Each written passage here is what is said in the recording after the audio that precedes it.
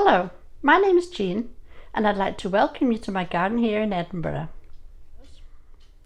In my last two videos on garden design, we've looked at the steps that you would take to plan your garden. But we haven't looked beyond the practicalities yet. We haven't thought about the style, the looks and the beauty of your garden. This is such a personal thing. And if you don't have a good idea of the style that you like, this can appear to be a real stumbling block. When I started with my blank canvas over 30 years ago, I had a pretty good idea of the styles I liked and of the styles that I didn't like.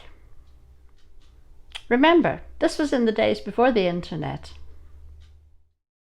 Despite the amazing amount of information available on the internet, I still think that browsing through garden design books is a very useful activity, and the more designs you can see, the more able you will be to formulate your own individual style. Another very useful activity is to watch some of the garden programs on television that particularly feature garden design. One of the best for this purpose is Garden Rescue.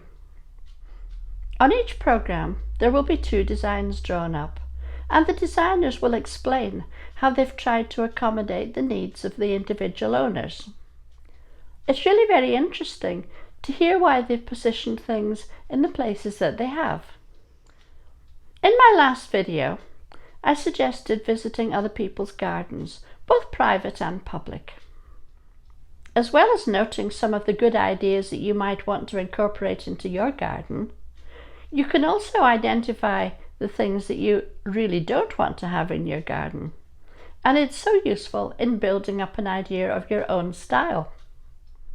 If you expose yourself to enough different ideas, you begin to build up a picture of what you would like, and this will help you draw up the design that's right for you. And as always, step back frequently to review what you've done and to see where you might want to change things.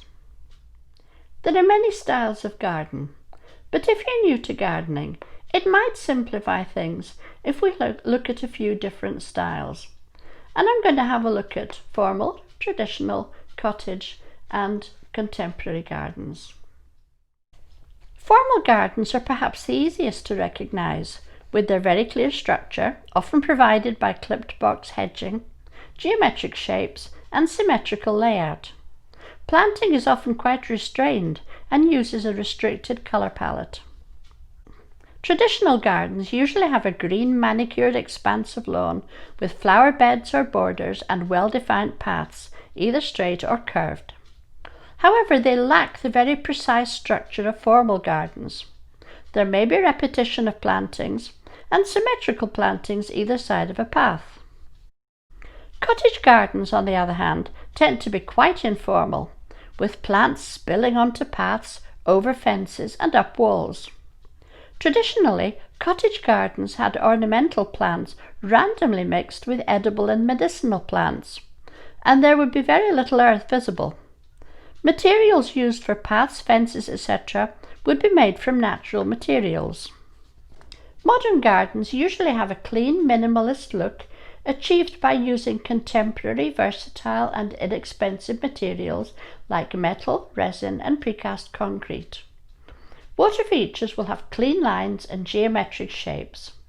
The design and the planting will have a dramatic architectural feel and may make use of a restricted colour palette. But in truth, many suburban gardens have design features from more than one style of garden. My own garden was designed round a roughly circular lawn with bits off it, because I like the centre to be open. It has changed a little over the years, but the basic design remains the same.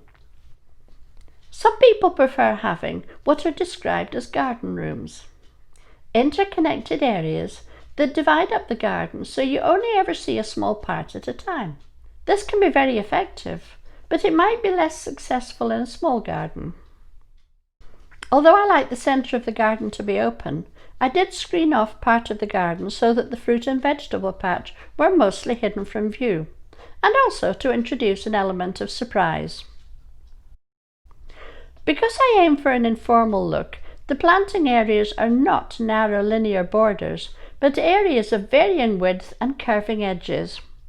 Wider beds show off your planting to better effect, as you can mix a greater variety of plants that flower at different times. If you have quite a small garden, you might prefer to have some carefully chosen slabs and gravel rather than grass. I'm not a fan of artificial grass, but it has improved immensely over recent years. And in some circumstances, it might fit your needs perfectly. I do hope that these videos have helped you to establish the look that you're aiming for in your garden.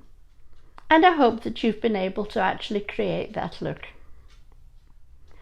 In my next video, we're going to have a look at setting about planting, how to choose the plants that you want and how to position them.